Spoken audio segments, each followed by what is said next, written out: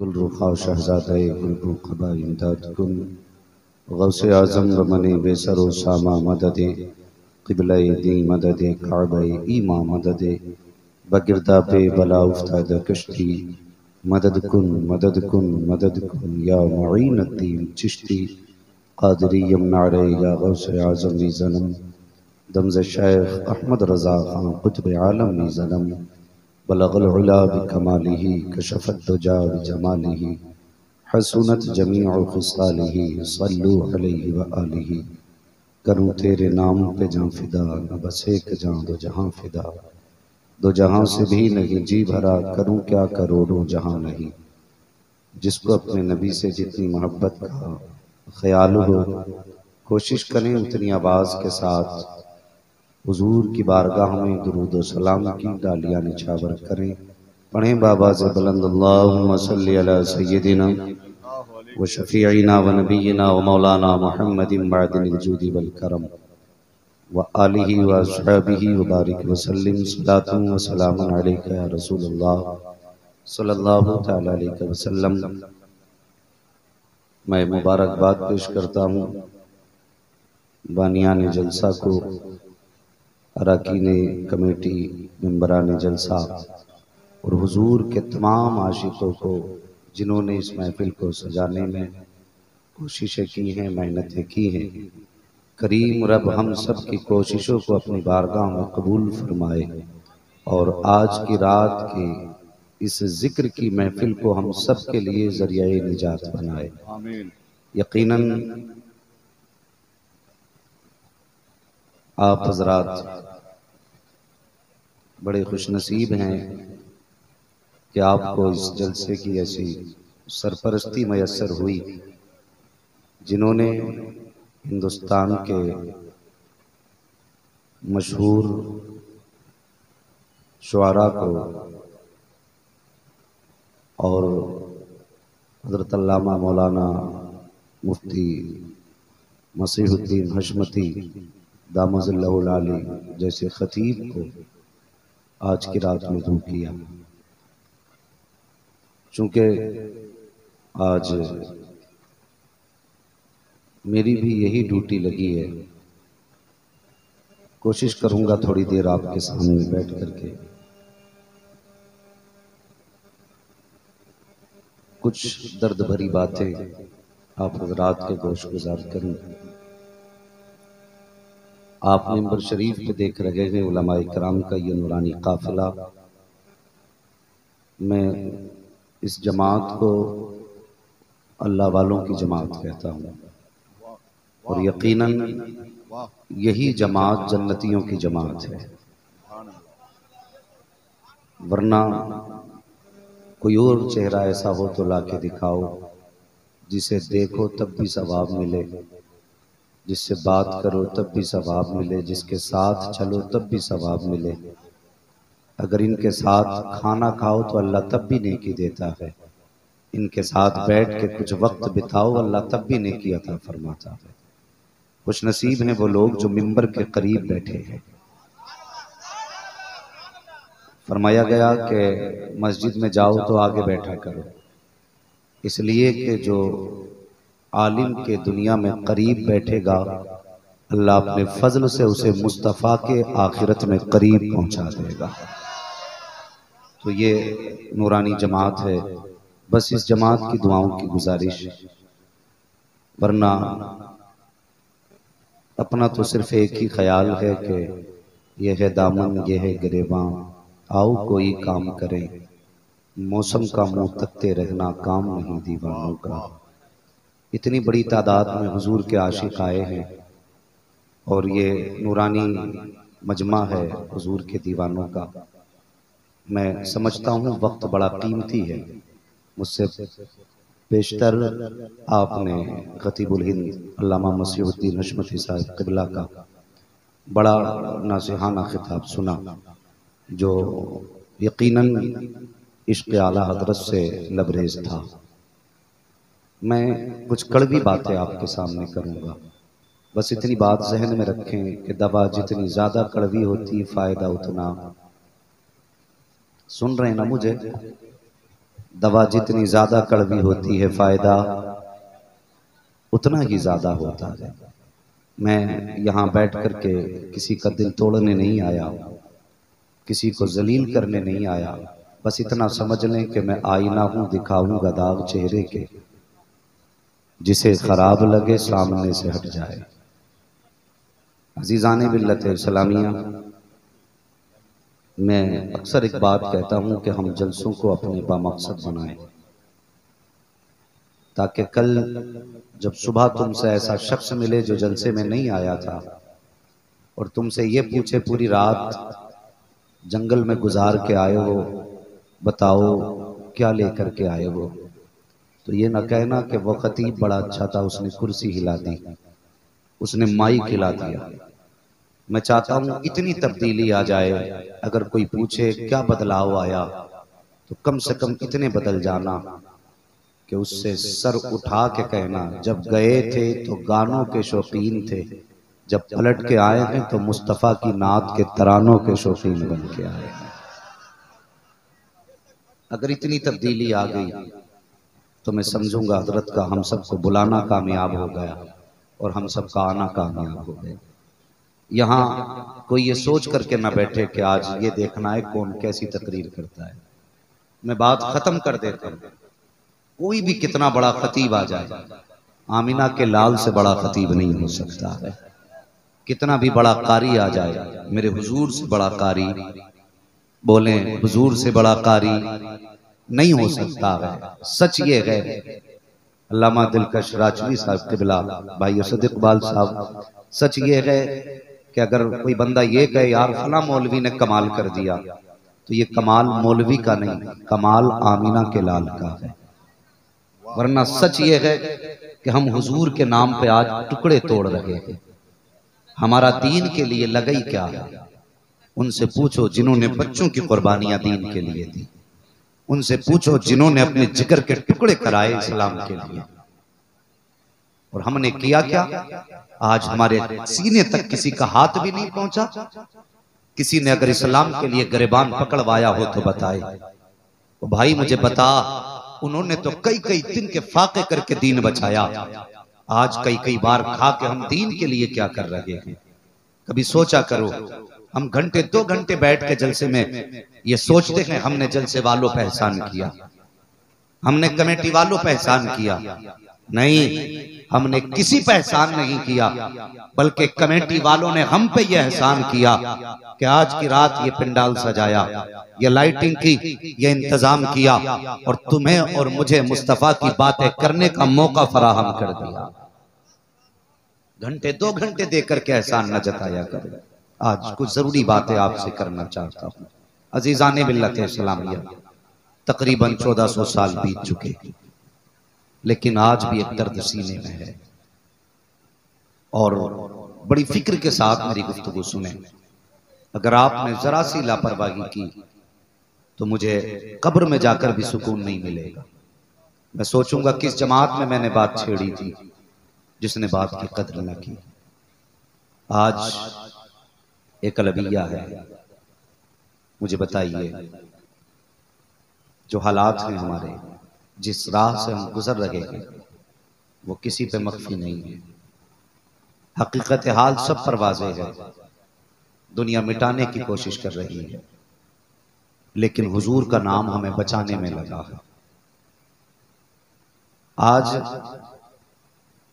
Court जाइए, कचहरी जाइए, थानों में जाके देखिए, आप मुकदमों की डायरी खोलिए, उसमें सबसे ज्यादा मुकदमे मुसलमानों की तरफ से हैं। हम एक दूसरे को नीचा दिखाने की कोशिश में हैं। मुसलमान मुसलमान का गला घोंट रहा है, दिल के पपोले जल उठे सीने के दाग से, इस घर को आग लग गई घर के चिराग से। इतनी बड़ी भीड़ में कितने ऐसे बैठे होंगे जो यहां से उठ के जाने के बाद अपने सगे भाई का चेहरा देखना गवारा नहीं करेंगे। ये नारे कितने आसान है लगाने, गुलाम ये रसूल में जवानियां लौटाएंगे, बड़ा आसान है ये कहना। लेकिन हुजूर ने जो मोहब्बत का पैगाम दिया था, हमारी जमात में कितना रह गया। खुदा के वास्ते सफों में इत्तेहाद पैदा करो, इत्तेफाक पैदा करो, वरना डॉक्टर इकबाल ने कहा था न समझोगे तो मिट जाओगे हिंदी मुसलमानों, तुम्हारी दास्तां तक भी न होगी दास्तानों में। अगर कोई मुझसे ये तवक्को करता है कि मैं यहाँ बैठ करके किसी की चापलूसी करूंगा तो वो जहन से ये बात निकाल दे, मैं यहाँ किसी की तारीफ करके उसे राजी करने नहीं आया।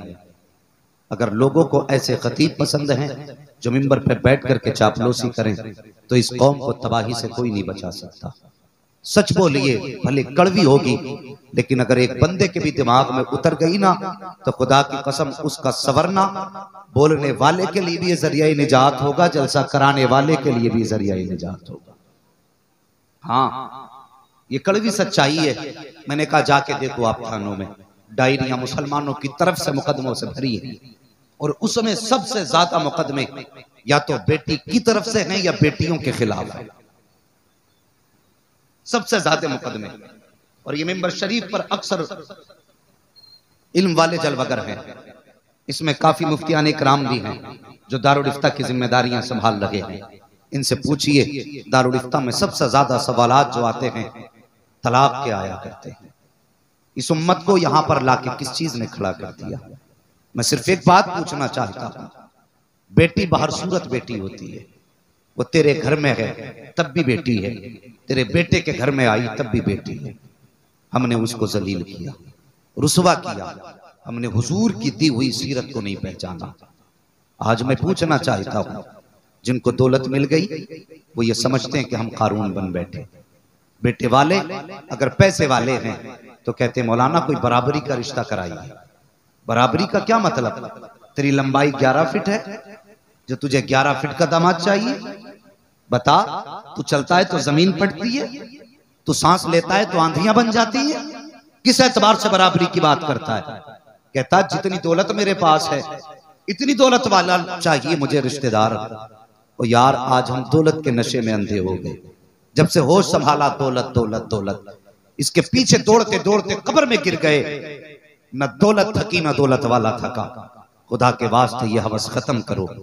अगर रिश्ते किया करो ना तो दौलत वाले न ढूंढा करो, दीन वाले ढूंढा करो, दीन वाले ढूंढा करो। हमने दौलत वालों के चक्कर में आके घर बर्बाद कर लिए, घर बर्बाद कर लिए।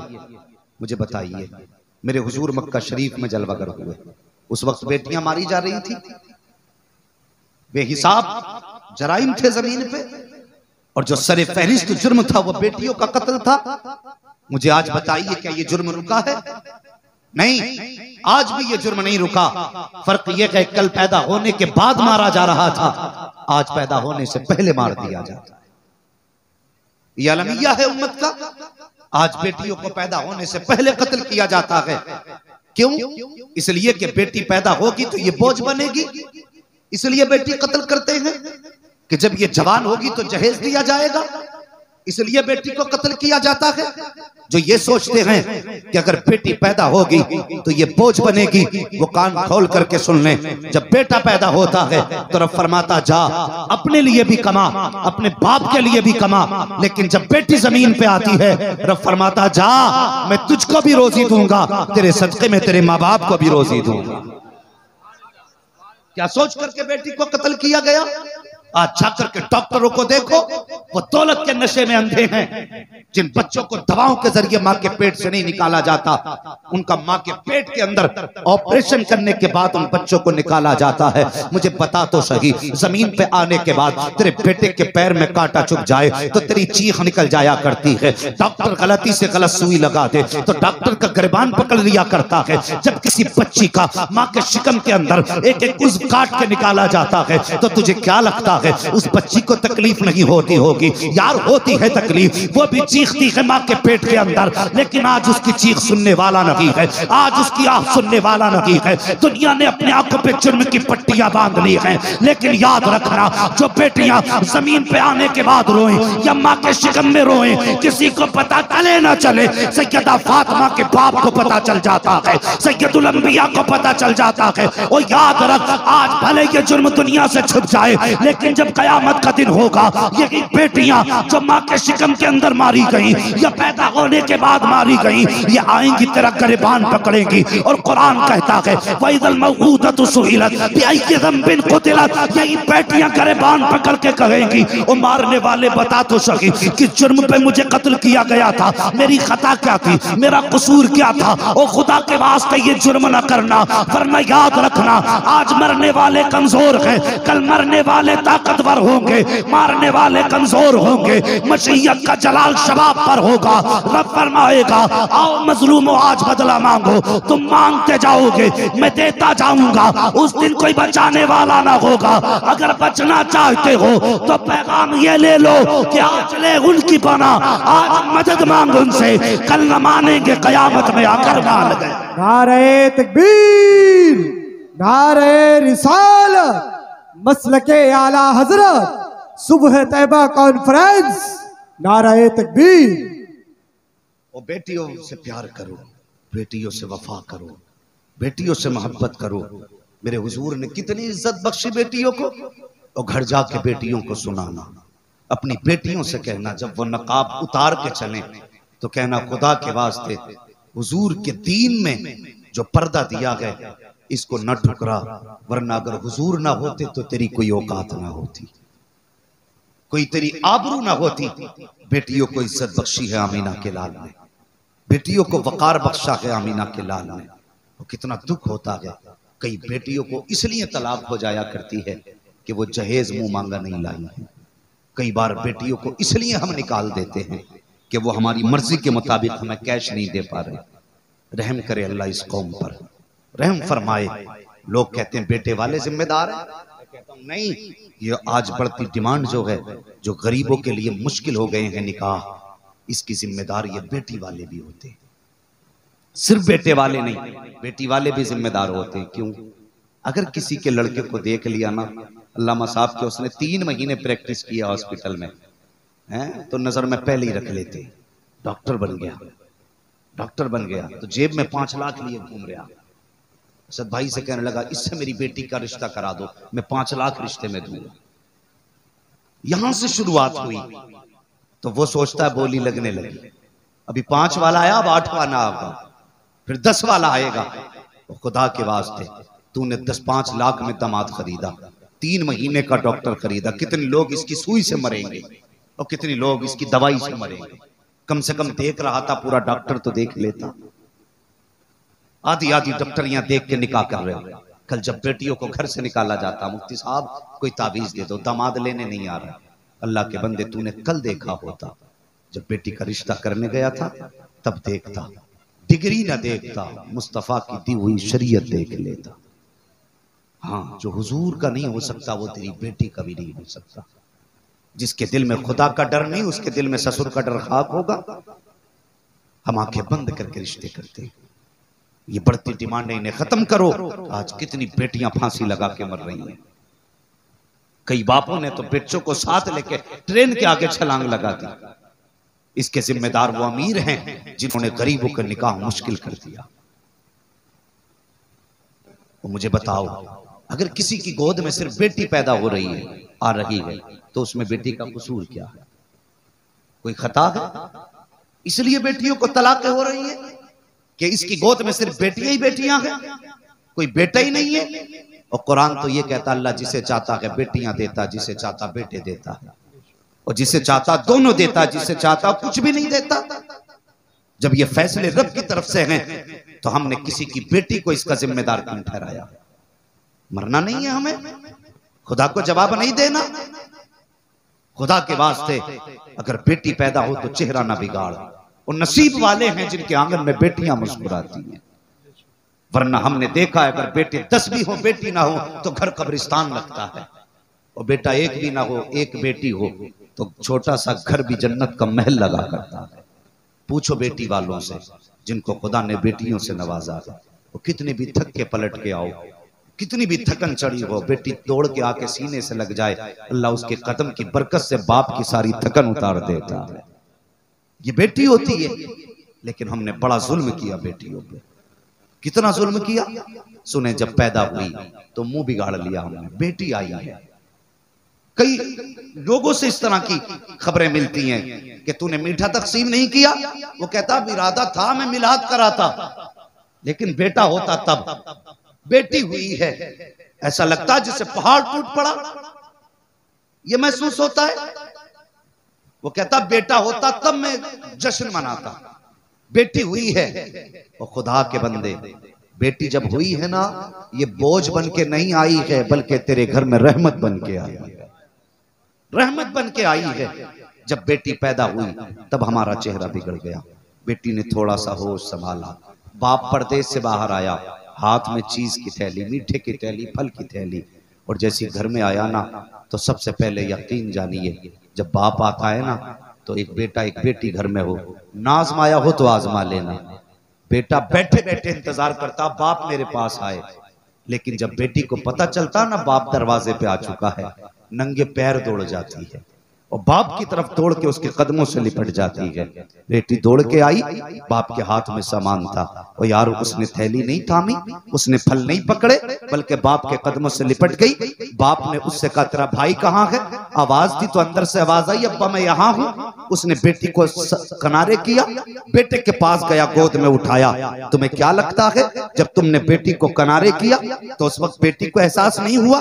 बेटी उस वक्त समझ चुकी है कि मेरा बाप मुझसे ज्यादा बेटे से प्यार करता है, लेकिन उसने सब्र का पत्थर दिल पे रखा, बाप से कोई शिकवा ना किया। बाप ने कहा जा जा बेटी पानी ला के दे, वो पानी लेने चली गई। कभी बाप ने खाने के काम में लगा दिया, उसने ये नहीं कहा अब्बा जो चीज हाथ में लेके आया है इस पे मेरा भी हक है। बेटी ने सब्र किया। जब जवानी की तहलीज पे बेटी ने कदम रखा, बाप बेटी का चेहरा देख के गर्दन झुका लेता है। बेटी कहती है अब्बा गर्दन क्यों झुक गई? तो बाप कहता बेटी जब से तू जवान हुई है तब से तेरी शादी की फिक्र खाए जाती है। बेटी को फिर सदमा हो गया, ए मेरे मालिक में इतना बड़ा बोझ हो गई कि जिस दिन से जवान हुई हूँ बाप की गर्दन झुक गई है। बेटी फिर रो देती है। जब बेटी का निकाह होता है या रिश्ते का वक्त आता है तो दुनियादार नोचने वाले कुत्ते उस बेटी के घर पे आके कीमत लगाया करते हैं। और मुझे बता तो सही, कहते 10 लाख लेंगे 5 लाख लेंगे, दिल पे हाथ रख के बता, अगर तेरी गोद में 3 साल की बेटी हो बता उसे 5 लाख में बेच सकता है,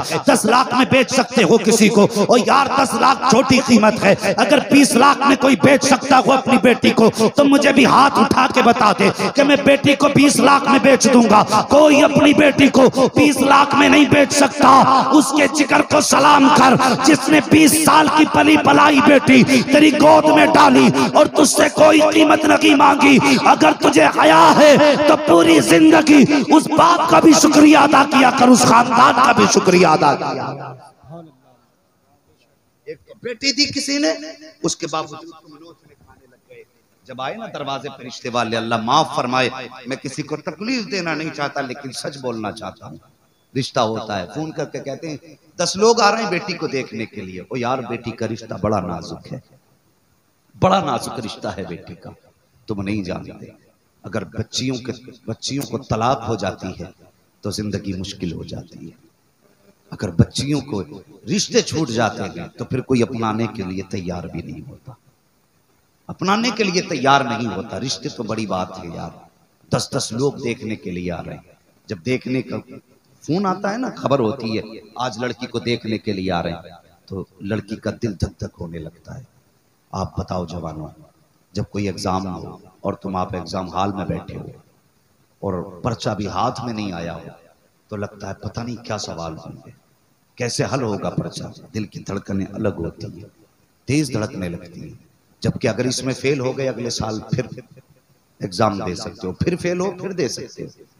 लेकिन वो बेटी जिसकी इज्जत दाव पे लगी है उसके दिल पे क्या गुजरती होगी, कभी सोचा हमने? आते हैं देखने वाले 10-10 आ रहे हैं देखने के लिए। अब तो 2-2 गाड़ियां भर के चल रही हैं, हाँ, और जाके पहले नाक तक भर के खाते हैं। ऐसा लगता है जैसे घर से नमक का पानी पी के आए हैं। अब पेट भर के, कई दिन से नहीं खाया था, आज नाक तक भर के खाया। उसके बाद कहते हैं लाओ जी बेटी दिखाओ। बेटी कोई तमाशा है? लाओ जी बेटी दिखाओ, खेल बना रखा है। और देखने वालों को हया आनी चाहिए।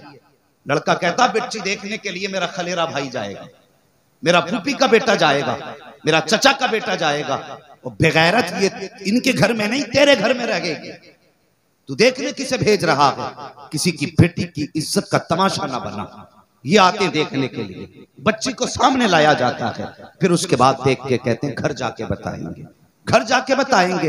3 दिन हो जाते हैं, बेटी वाला फोन करके कहता है बताओ कोई जवाब नहीं दिया। कहा नहीं अभी फलां से मशवरा नहीं हुआ, अभी फलां से मशवरा नहीं हुआ। 3 दिन तक बच्ची नहीं सोती, अल्लाह जाने क्या जवाब आएगा। 3 दिन के बाद फोन की घंटी बजती है, जब फोन रिसीव होता है पूछा जाता बताओ क्या रहा, तो कहते हैं कि रिश्ता हमें पसंद नहीं है। कहा किस लिए? कहा तुम्हारी बच्ची की आंखें छोटी हैं, तुम्हारी बच्ची की नाक नीची रह गई, कद छोटा रह गया। ओ यार बात कद और नाक की नहीं है, बात ये है ये 3 दिन तक इसलिए इंतजार करते हैं। देखें उधर से ऑफर क्या आता है, 10 लाख का ऑफर है कि 15 लाख का ऑफर है। अगर 20 लाख मिलेंगे तब तो रिश्ते में हाँ कहा जाएगा। वो हया किया करो, जब किसी की बेटी को ये पता चलता है कि छोटी आंख कह के ठुकराया गया है, छोटा कद कह के टाला गया है, नाक नीची बताई गई है, तो वो रात को दुपट्टा चेहरे पर डाल के रोती है, कहती है मालिक अगर कद छोटा है तो मेरा कसूर क्या है, आंख छोटी है तो मेरा कसूर क्या है, नाक नीची है तो मेरा कसूर क्या है। और याद रख जब बेटियां रोया करती हैं तो सिर्फ जमीन वाले नहीं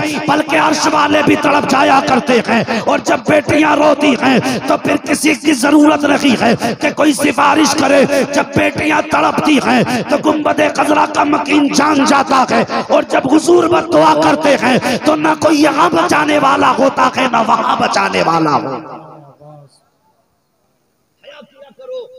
किसी की बेटी को रुलाया ना करो। रह गई बात देखने की, तो मैं छोटा सा आदमी, इन इल्म वालों और अक्ल वालों के बीच में मैं कम अक्ल आदमी, बस एक बात समझता हूं कि 1-2 लोग इस तरह से बच्चियों को बच्चियां देखें कि खुद बच्ची को भी खबर नहीं। तुम नहीं जानते, जब इनकार हो जाता मोहल्ले भर में बातें होती हैं। आए थे देखने के लिए, क्या हुआ कि पसंद नहीं आई, फिर उस बच्ची का रिश्ता तक नहीं होता, रिश्ता तक नहीं होता। खुदा के वास्ते अगर किसी को जिंदगी दे नहीं सकते हो तो उससे जीने का हक भी मत छीनो। तुम खुशियों के साथ जीना चाहते हो तो बेटियां भी तो खुशी के साथ जीना चाहती हैं। तुम अपनी मर्जी के लिए, अपनी रजा के लिए बेटियों का जीना दुश्वार करते हो। एक दिन मर जाओगे, याद रखना। तेरी वजह से अगर किसी गरीब की बेटी रोई ना, तो अगर तू काबे में भी जाके मरा तो याद रख अल्लाह उस वक्त तक जन्नत नहीं देगा जब तक बेटी के एक आंसू की तुझसे कीमत नहीं ले ले। किसी का दिल ना दुखाना, बेटियों पर रहम करो, मुआशरे को बेहतर करो। ये जो हमारे हाथ तेजी से दौलत की तरफ बढ़ रहे हैं इन्हें समेटो और बेटियों के साथ रहम करो। कौन ऐसा है जो जन्नत में जाना नहीं चाहता? अभी हाथ उठवाते हर बंदा कहेगा मैं जन्नत में जाना चाहता हूं, लेकिन फिर रिश्ते की बात आती है तो कहता इतना तो दिलवा देना जो मुआशरे में इज्जत रह जाए। हाँ, इतना तो दिलवा देना जो मुआशरे में इज्जत रह जाए। मैं कहता हूं ये इंटरनेशनल भिखारी है। एक भिखारी वो है जो 10-20 रुपए लेके जाता है, ये वो भिखारी है जो 10-20 लाख लेके जाते हैं। इनसे बेहतर वो भिखारी है जो 10-20 रुपए मांगता है। वो बेहतर क्यों है? कम से कम उसने 10-20 रुपए लिए तो तुम्हें तो बर्बाद नहीं किया, तुम्हारा भी काम चल गया, उसका भी काम चल गया। लेकिन ये जो होते हैं इंटरनेशनल भिखारी, ये जब लेते हैं तो जिससे लेते हैं उसको भिखारी बना देते हैं। ये भिखारी भी हैं, लुटेरे भी हैं, चोर भी हैं, डाकू भी हैं। इनको कयामत के दिन हिसाब देना होगा। आज घर का आंगन जहेज से भरा देख के कितना खुश होते, बहुत दिया भाई लड़की वाले ने, अल्लाह भला करे मेरा तो घर ही भर दिया। और उससे पूछ उसने इतना जहेज दिया कहां से है? कुछ बापों ने अपनी जायदाद बेच के बेटी का घर आबाद किया, कई भाइयों ने अपनी किडनी बेच करके बेटियों के जहेज का इंतजाम किया। अगर तेरी वजह से किसी की जमीन बिकी तो तू जहेज नहीं लाया, तेरे घर में जहन्नम का ईंधन ला के रखा गया। खुदारा बेटियों के साथ जुल्म न करो, बेटियों के साथ वफा करो, प्यार करो। गुजारिश करूंगा मैं सभी से, रिश्तों में इतनी सख्ती न लाओ कि बेटियां मरने लगे। कम से कम ऐसा माहौल बना दो कि मरने वालों को जीने की उम्मीद जाग जाए, जीने की उम्मीद जिनकी बेदार हो जाए। कम से कम ऐसा माहौल बनाओ। बेटी होती क्या है कभी हमने समझा नहीं। एक शिकायत है हमारे मुआशरे में, बहू कहती है सास अच्छी नहीं, सास कहती है बहू अच्छी नहीं। यही शिकायतें रहती है, पूरी जिंदगी घर में झगड़े हो गए। वो कहती सास अच्छी नहीं, वो कहती बहू अच्छी नहीं। फर्क है। ये कहती कि मुझे माँ नहीं मानती, वो कहती मुझे बेटी नहीं मानती। जब बेटी को रुखसत करो ना, उसे ये सबक पढ़ाना, बेटी नए घर जा रही है, यहाँ माँ छोड़ के जा रही है, वहां माँ मिलेगी। यहां बाप छोड़ के जा रही, वहां बाप मिलेगा, लेकिन याद रखना वो तेरे लिए नए माँ बाप होंगे। डायरेक्ट वो तुझे बेटी तस्लीम नहीं करेंगे, तुझे उनकी खिदमत करके ऐसे अपना किरदार जाहिर करना है कि उनका दिल खुद ये कहने लगे कि ये मेरी बेटी मेरे घर में आई है। ये कह के बेटियों को भेजा करो, लेकिन भेजते क्या कह के? कहते जा बेटी रो मत, आंसू पोंछ ले। अब रोने का दौर नहीं है, फोन दिया है, पहले ही मिल गया फोन, तो अगर दिक्कत हो ना फोन लगा देना, गाड़ी में चाबी लगी रहेगी, भैया आएगा 2 मिनट में सुलझा देगा। ये समझा के भेजा जा रहा है, फोन कर देना 2 मिनट में ठीक कर देंगे। जब ये कह के बेटी को भेजा जाता तो बहू नहीं आई, अब तोप आई है, अब तोप आई है। वो डरे क्यों? इसलिए कि अमेरिका की सपोर्ट पीछे से है और दाएं बाएं चीन जापान खड़े हैं, उसे डरने की जरूरत क्या? शोहर ने कहा झाड़ू नहीं लगाई, तो कहती है मुझे मेरी लेट आंख खुली कि जल्दी नहीं उठा जाता, तो वो कहती देर से सोई थी। हिम्मत है जरा लहजा बदल के देख, अभी फोन बजेगा, अभी आएगा साला लट बजाएगा। ये बहुएं घर में आ रही है, ये हुजूर के तरीके के खिलाफ है। मेरे हुजूर ने बेटी को रुखसत किया, फरमाने लगे बेटी आज तक तुझ पर मेरी जिम्मेदारी थी, आज के बाद अली की जिम्मेदारी है। हुजूर बेटी को तालीम दे रहे हैं, सैयदुल अंबिया, और उस बेटी को जो खातून जन्नत है। कब तक कोई काम करना था तो मेरी इजाजत से करती थी, आज के बाद तुम्हें अली की इजाजत से करना पड़ेगा। अल्लाह अकबर, ये हुजूर ने तालीम दी है। सैयदा फातिमा ज़हरा ने फिर अमल करके दिखाया। कैसा अमल किया? एक दिन हुजूर तशरीफ लाए, दरवाजे पे दस्तक हुई, कौन का? अना मोहम्मद रसूलुल्लाह, बेटी मैं तुम्हारा बाप आया हूँ। हजरत फातिमा कहती हैं बजान अंदर तशरीफ ले आइए। हुजूर अंदर तशरीफ लाए, फरमाने लगे फातिमा मैं तुझे लेने के लिए आया हूँ। हजरत फातिमा कहती हैं बजान अभी अली घर में नहीं है, जब वो आ जाएंगे तब हम उनकी इजाजत से जाएंगे। हुजूर ने ये नहीं कहा था बेटी मैं अली का भी नबी हूँ, तुम्हारा भी नबी हूँ, जब मैं कह रहा हूँ तो तुम मेरे साथ चलो। हुजूर ने जब इतना सुना अली घर में नहीं है, फातिमा कहती है बाबा जब अली आ जाएंगे तब उनकी इजाजत लेकर के मैं घर से जाऊंगी। हुजूर ने अगला जुमला कुछ नहीं कहा, हजरत फातिमा के घर में बैठ जाते हैं। थोड़ी देर के बाद हजरत अली तशरीफ ले आए हैं। जैसी दरवाजे पे कदम रखा है, लंबी सांस ली है, नबुव्वत की खुशबू आनी शुरू हो जाती है। नबुव्वत की खुशबू महसूस की, सैयदा फातिमा के पास आए, कहते फातिमा बता तो सही। आंगन बता रहा है, हुजूर आकर के गए हैं, क्या नबी तशरीफ लाए थे? हजरत फातिमा मुस्कुराती हैं, कहती नबी आए थे लेकिन गए नहीं हैं, भी घर के अंदर मौजूद हैं। का कहाँ है मुस्तफा? का फला जगह हुजूर बैठे हुए हैं। हजरत अली गए हैं, हुजूर की बारगाह में हाजिर हुए। या रसूल अल्लाह कैसे जहमत की है? काली में फातिमा को लेने के लिए आया था। का हुजूर फिर लेकर के चले जाते? का नहीं, फातिमा ने कहा जब अली आ जाएंगे उनकी इजाजत से जाऊंगी। अल्लाह अकबर, इतना सुनना था। हजरत अली उन्हीं कदमों पे पलटे, हजरत फातिमा के पास गए कि फातिमा पता नहीं मुस्तफा लेने के लिए आए थे, मेरा इंतजार किस लिए किया? तो नबी की बेटी ने कहा था ए अली जब मैं रुखसत हो रही थी तब मेरे बाप ने मुझे तालीम दी थी, फातिमा उस वक्त तक घर से कदम ना निकालना जब तक अली की इजाजत न मिल जाए। ए अली अगर आज मैं तुम्हारी इजाजत के बगैर कदम निकाल देती तो कयामत तक दुनिया की बेटियां कहती अगर नबी की बेटी अली की मर्जी के बगैर जा सकती है तो आम बेटी भी शोहर की मर्जी के बगैर जा सकती है। मैंने घर में कदम जमा कर अली तुम्हारा इंतजार करके ये दुनिया की बेटियों को बताया है अगर नबी की बेटी भी शोहर की मर्जी के बगैर नहीं जा सकती तो तुम्हारी बेटी भी शोहर की मर्जी के बगैर नहीं जा सकती है। नारे तकबीर, नारे रिसालत, मसलके आला हजरत, नारे हैदरी, सुबह तैबा कॉन्फ्रेंस, नारे तकबीर। खुदा के वास्ते बेटियों को तालीम दो। और वो लोग, उनसे मेरी गुजारिश है जो बेटियों के फोन पे दौड़े चले जाते हैं कि हम तो आपके बात करेंगे, कभी ये गलती ना करना। वो बेटियों के हमदर्द नहीं, बेटियों के दुश्मन होते हैं। यही वजह है जो अक्सर बेटियों को तलाक़ें हो रही हैं। ऐसे लोग बेटियों के हमदर्द नहीं, बेटियों के दुश्मन है। अगर आपकी बेटी की खता ना भी हो तब भी अपनी बेटी से ये कहो बेटी मर जाना लेकिन हमारी पगड़ी पे आंच मत आने दे। ये कहो बेटियों से। कितना अच्छा दौर था, कल बाप बेटी को रुखसत करता था तो कहता था बेटी उस घर से रिश्ता तेरा दुल्हन के जोड़े में जुड़ा है, अब उस घर से जब रिश्ता टूटे तो कफन पहन के दौड़ना। ये कल का बाप कहता था, आज का बाप कहता फिक्र मत करना, 18 साल हमने पाली है कि हमसे और नहीं पलेगी। ये कहते हमसे और नहीं पलेगी, और तू क्या, तुझसे बड़े बड़े रुस्तम और दारा से बेटियां नहीं पली, तेरी औकात क्या, तू बेटी को पाल लेगा। कभी बेटी से ये ना कहो कि आज आना कोई बात हो तो। एक दिन हजरत सैयदा तैयबा ताहिरा आबिदा जाहिदा हजरत फातिमा ज़हरा रज़ी अल्लाह तआला अन्हा, हजरत अली से कोई बात हो गई, मियाँ बीवी में अनबन हो जाती है। किसी बात पे हजरत अली नाराज होकर घर से चले गए। थोड़ी देर के बाद हुजूर तशरीफ ले आए। हजरत फातिमा का चेहरा उतरा हुआ था। बेटी क्या बात है? गर्दन झुकी, आंख में आंसू। अब्बा जी अली नाराज हो गए, चाहिए ना मेरे अली को ढूंढ लाइए, ढूंढ लाइए। हुजूर निकले, किसी से पूछा ही नहीं।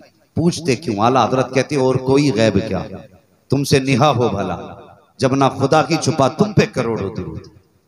वहां पहुंचे जहां अली लेटे थे, हाथ पकड़ा अली का और सैयदा फातिमा के सामने लाके खड़ा किया।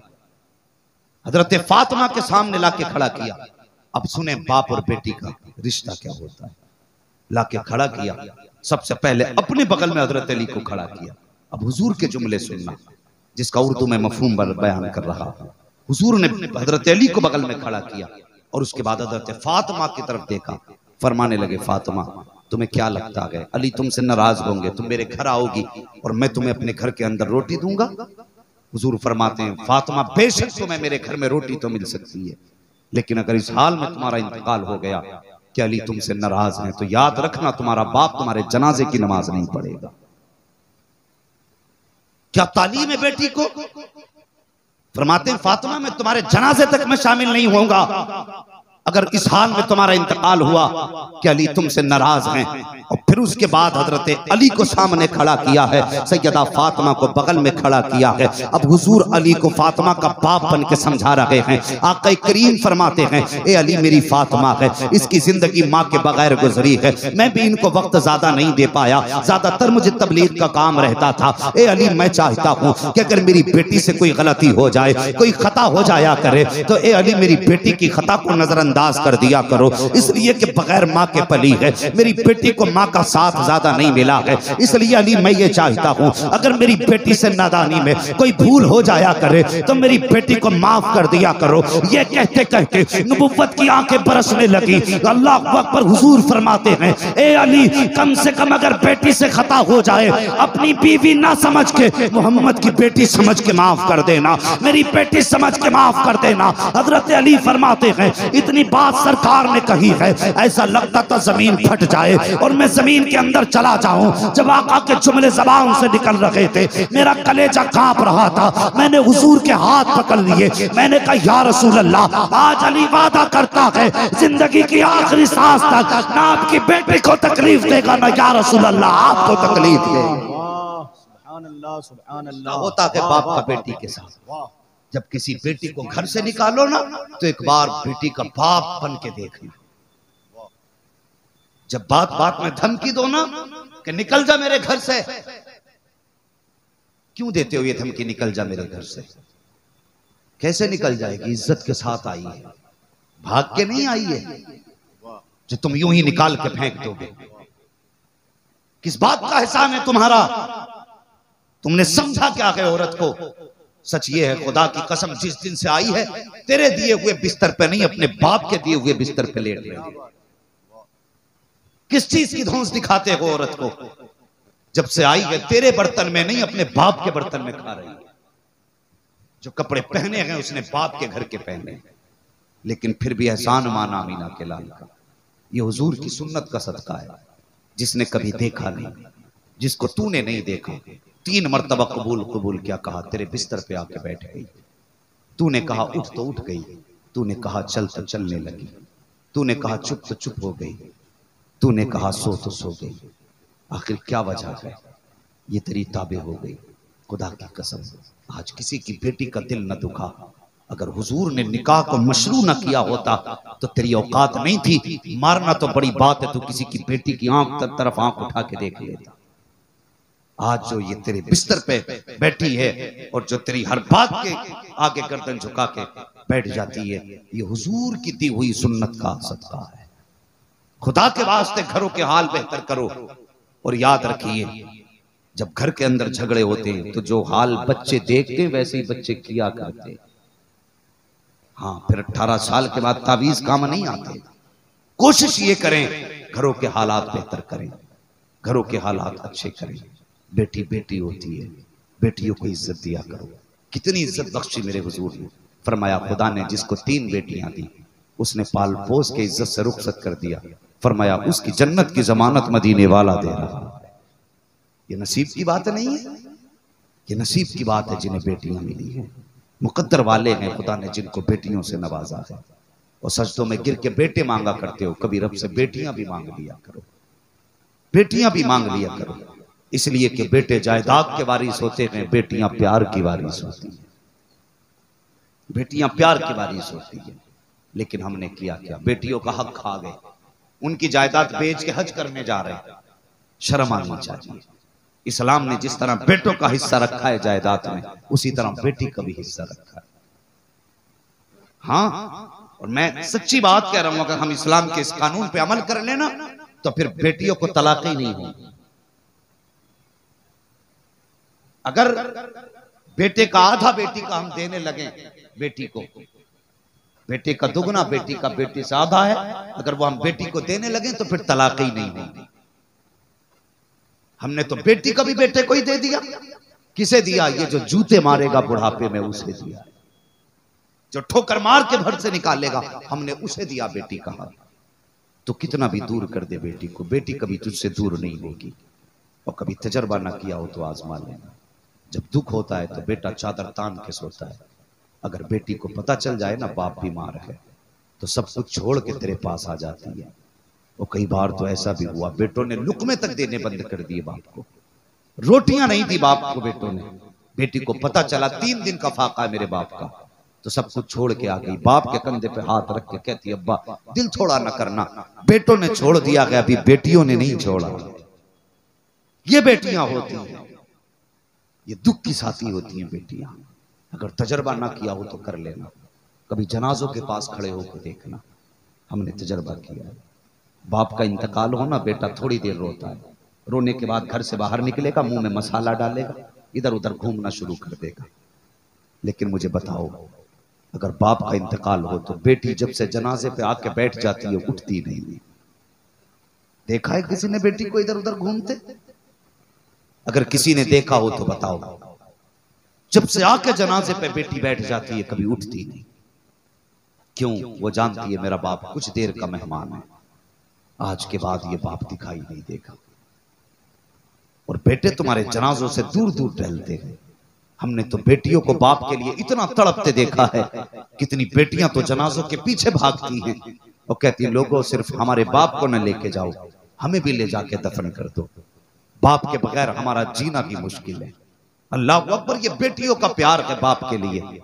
और बाप जब परदेश से आया, चीज का थैला लाके खाने का सामान बेटे के हाथ में थमाया। हुजूर ने तो फरमाया था जब तुम लोगों बाहर से आओ और खाने की कोई चीज लाओ तो पहले बेटी को दिया करो, उसके बाद बेटे को दिया। क्या हमने ये इज्जत दी बेटी को? हमने ये वकार दिया बेटी को? हमने ला करके बेटे को दिया। बेटी तुझसे कितना प्यार करती है, कभी समझना इस बात को और गौर करना इस बात पर। अगर तुम परदेश से आओ और तुम बेटी के हाथ में लाके कोई चीज दो तो वो कहती है अब्बा आप खा लीजिए, और बेटे को दो ना तो वो लेके कोने में भाग जाता है। फर्क है बेटों में। और जब ईद आए तो बेटा ना, जिसके लिए हमने लड्डू बंटवाए थे, जिसकी पैदाइश पे गाने बजवाए थे, डांस पार्टियां हुई थी, खूब नाच हुए थे, तो जब ईद आती है तो वो जूता लेके खड़ा होता है, कहता अब्बा जी जैसे कपड़े मुखिया के बेटे के वैसे कपड़े मेरे होने चाहिए। बाप कहता बेटे नहीं ला सकता, पैसे नहीं है, तो वो जूता लेके खड़ा हो जाता, क्यों नहीं, मैं वही पहनूंगा। लेकिन अगर इसके बरक्स गरीब बाप और बेटी से कहे ना ये बेटी नए कपड़े बना ले, तो बेटी कहती है अब्बा पिछली ईद को बनाए थे, उन्हीं को धुल के परहेज कर लूंगी, मेरे वही कपड़े नए लगने लग जाए। ये फर्क है बेटे और बेटी में। लेकिन हमने बेटियों को लावारिस बना दिया, बेटियों को लावारिस बना दिया। खुदा के वास्ते बेटियों का दिल तोड़ा ना करो, बेटियों से प्यार किया करो, बेटियों से मोहब्बत किया करो, बेटियों से वफा किया करो। जब बेटे साथ छोड़ देते हैं तब बेटियां काम आया करती हैं, तब बेटियां काम आया करती हैं। और कभी किसी बेटी को बोझ ना समझना, बेटी को कभी अपने घर में आना आयब ना समझना। अगर किसी के घर में बेटी पैदा हो रही है तो वो औरत को दुख ना देना, तकलीफ ना देना, इसलिए कि खुदा जब किसी पे मेहरबान होता है तो उसके आंगन में फिर बेटी दिया करता है। बेटी उसको मिलती है जिससे खुदा राजी होता है, जिससे खुश खुदा होता है, उसे बेटी मिलती है। अगर बेटी पैदा हो तो चेहरा ना बिगाड़ना, तुम नहीं सोचते। फरमाया गया बेटियां बाप और दोजख के दरमियान एक पर्दे की तरह होती है, बाप और दोजख के बीच में एक दीवार की तरह बेटियां होती हैं। और हमें बेटियां बोझ लगने लगी। वो क्या था? वो किसी शख्स को अल्लाह ने 6 बेटियां दे दी। कितनी दे दी? कितनी? जोर से बोले कितनी? और जोर से कितनी? ये जो करवट वाले चुप बैठे इन्हें भी पता लगना चाहिए। कितनी? 6 बेटियां दे दी। तो बड़ा गुस्सा हुआ। 7वीं मर्तबा बीवी उम्मीद से हुई, उसने बाल पकड़ दिए। वो कहने लगा सुन, अगर इस बार बेटी हुई ना तो तुझे तो तलाक दे के निकालूंगा और बेटी का गला दबा के मार दूंगा। माँ होती है। जब उसने अपने बारे में सुना तो सोचने लगी चल मैं तो कहीं भी धक्के खा के जिंदगी गुजार लूंगी, लेकिन बड़ा जालिम है, बेटी को कत्ल करेगा, मैं कैसे देखूंगी। तो औरत कभी इतनी कमजोर होती है कहीं शिकायत नहीं कर सकती।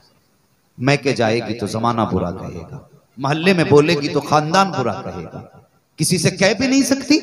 और उसने किया क्या? जब मजबूर हो गई उसने मुसल्ला बिछा दिया, सजदे में सर रख के रो के कहने लगी मेरे मालिक, तूने पहली बेटी दी, मैंने खुशी से कबूल की। तूने दूसरी बेटी दी, मैंने खुशी से कबूल की। तीसरी बेटी दी, कोई शिकवा ना किया। 6 बेटियां दी, मालिक कोई शिकायत नहीं।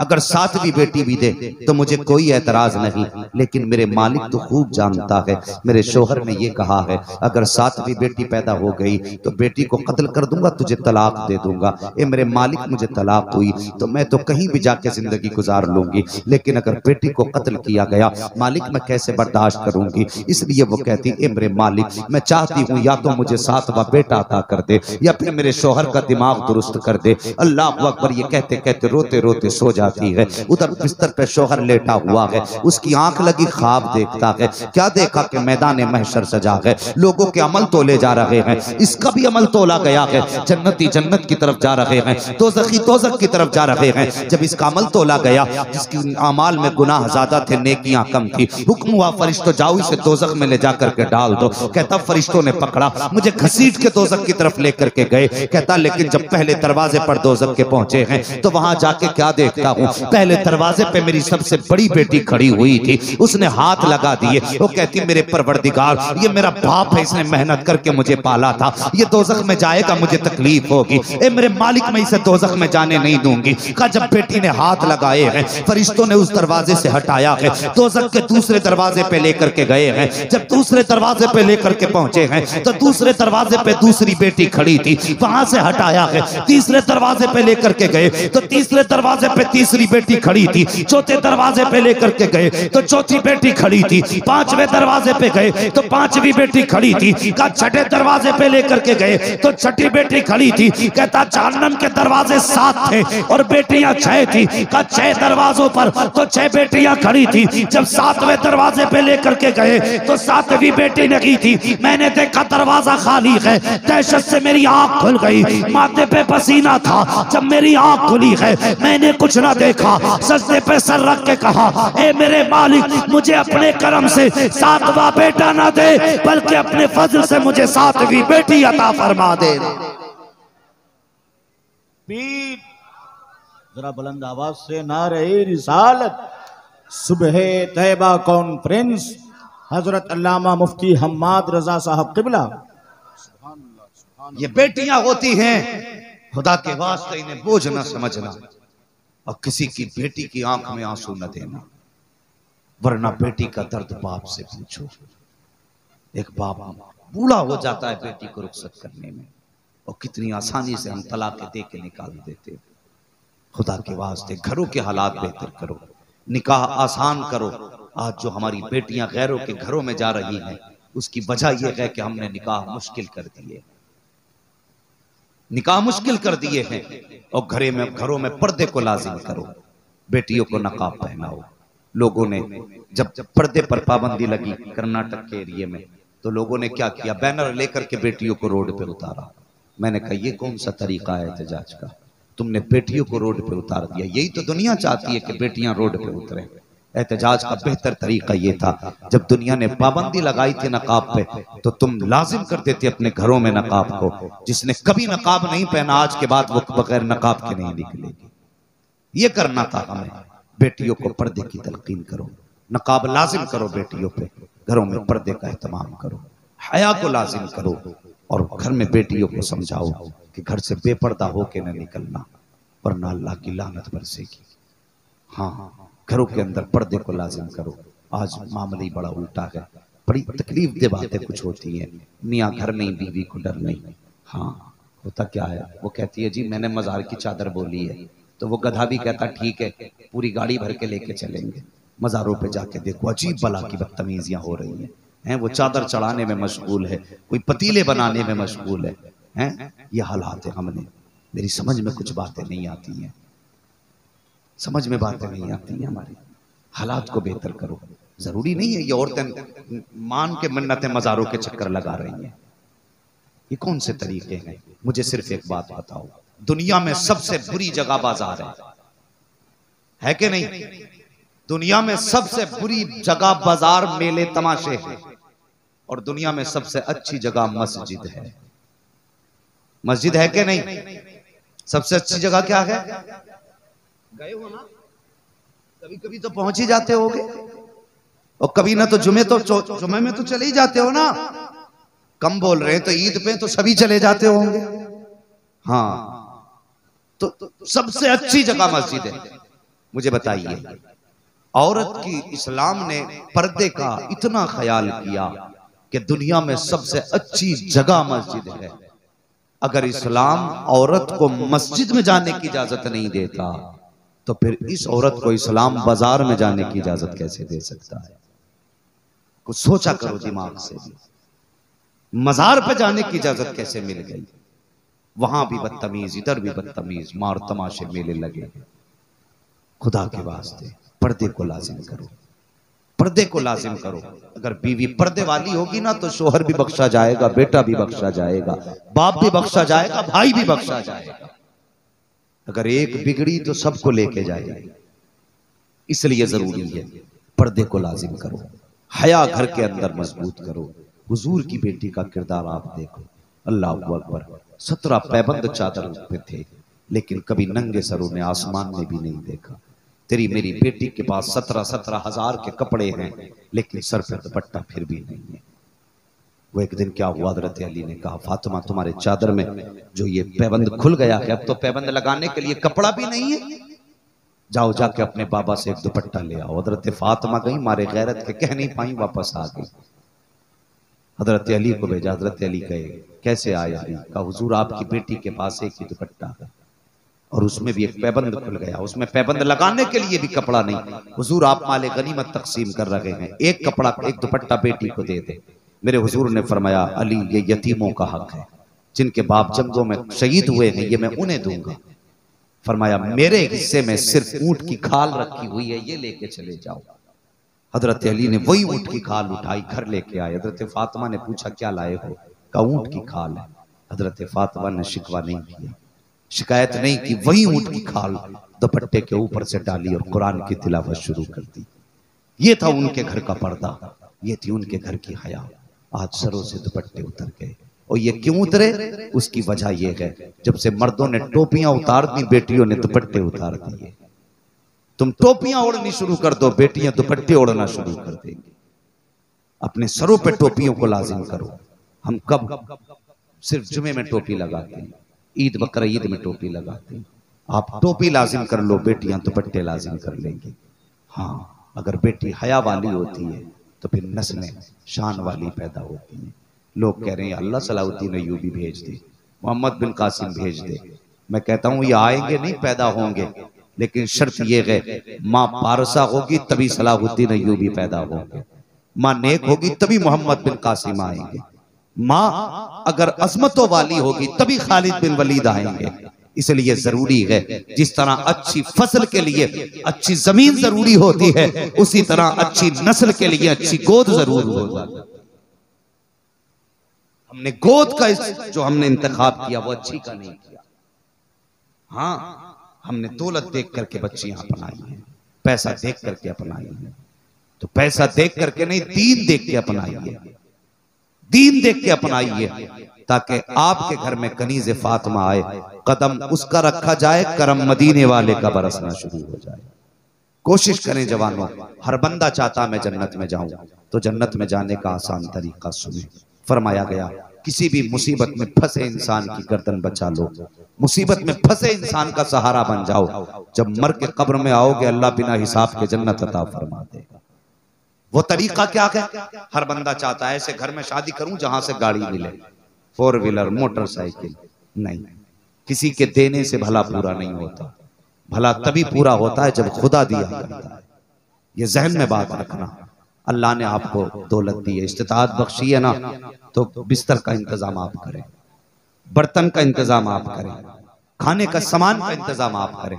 अगर कोई गरीब बच्ची आपकी नजर में है, उससे सादा निकाह कर लीजिए, उसे अपने घर की जीनत बनाइए।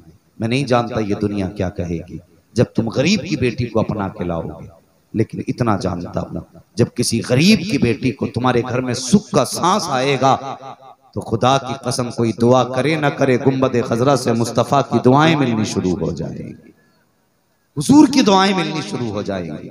कोशिश ये करो कि गरीबों का सहारा बनो, मुसीबत ज़दा लोगों की मदद किया करो, उनके काम आया करो। करेंगे इंशाअल्लाह? बोलो इंशाअल्लाह। पर्दे को लाजिम करो, हया अपने घरों का हिस्सा बनाओ, बेटियों से कहो चैनल बंद करो, कुरान की तिलावत शुरू कर दो। ये भी जरूरी है। आज घर घर में चैनल मौजूद है, हैरत होती है। 70,000 की LCD ले आएगा और 70 रुपए खर्च करके कंजुल ईमान लेकर के नहीं आएगा।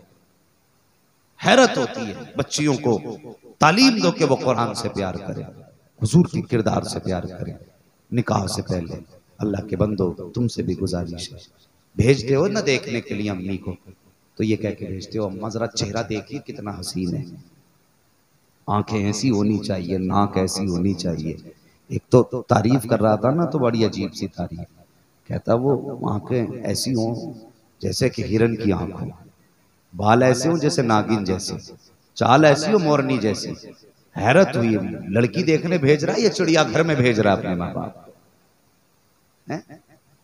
वो अल्लाह के बंदे, मर्जी है तेरी, खूबसूरत बेटी तलाश कर, अच्छी लड़की से निकाह कर, लेकिन जहां तूने ये कहा है चेहरा देख के आना है, वहां ये भी कह दिया कर माँ, जहां पेशानी का हुस्न देखे ये भी देखना माथे पे सजदे का निशान है कि नहीं। जहां लबों की सुर्खी देखने की बात आए ये भी कह दिया कर माँ, जब बात करे तो ये देखना उसके लबों में शराफत है कि नहीं, लहजे में उसके हया है कि नहीं। जब वो सांसें ले तो ये भी देख लेना उसकी सांसों से तिलावत की खुशबू आ रही है कि नहीं। ये भी देखना जब चले तो कनीज़े फातिमा बन के चल रही है कि नहीं। जब तेरी पसंद ये होगी तो वो जब तेरे घर में आएगी तो खाली दामन लेके नहीं आएगी, कदम उसका आएगा, करम खुदा का बरसना शुरू हो जाए।